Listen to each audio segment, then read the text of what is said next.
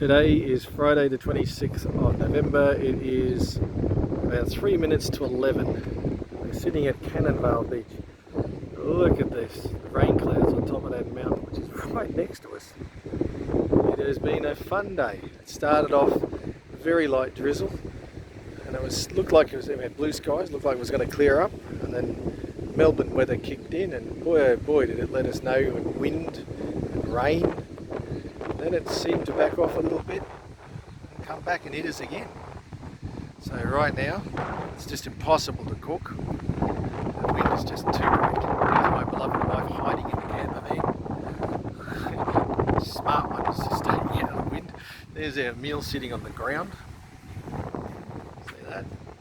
Because it's just getting drenched here.